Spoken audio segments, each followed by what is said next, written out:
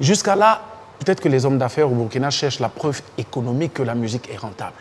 Et cette preuve matérielle et économique, c'est quand ils verront peut-être naturellement un artiste construit un R+1, R+2, quand ils verront véritablement un artiste peut-être, je ne sais pas moi, quelque chose de palpable, comme on voit peut-être ailleurs et tout, là ils comprendront véritablement ce que peut rapporter l'industrie musicale, comme le disait Monsieur le ministre.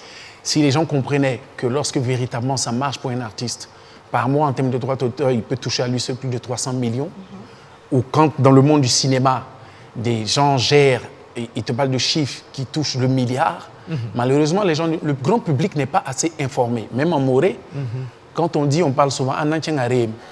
Réim signifie l'amusement. Quand on a fini de travailler, on va s'amuser.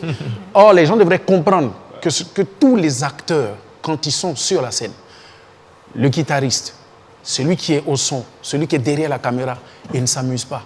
Au-delà du résultat qui peut être amusant, mais c'est un travail de fou. On va dans des studios où on commence souvent à 10h, on quitte le studio à 5h du matin.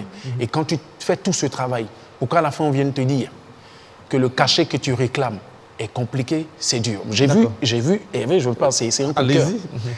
Il y a des artistes, je dis, hein, le monde, c'est un monde vraiment ouvert. Mais il faut prendre les choses à valeur égale.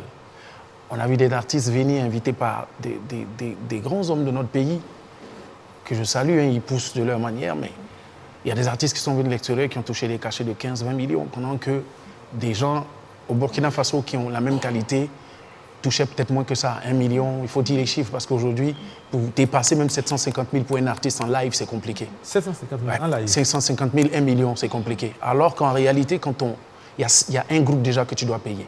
Il y a un manager qui prend un pourcentage. Il y a des répétitions à faire. Et quand tu finis tout ça, tu te retrouves. Donc moi, je dis courage à tous les acteurs de la culture, parce que ce que font les Burkinabés, les artistes burkinabés, les gens du cinéma, les gens de la culture en général, c'est extraordinaire. Tout ce qu'on demande, c'est que la volonté culturelle véritablement puisse nous accompagner.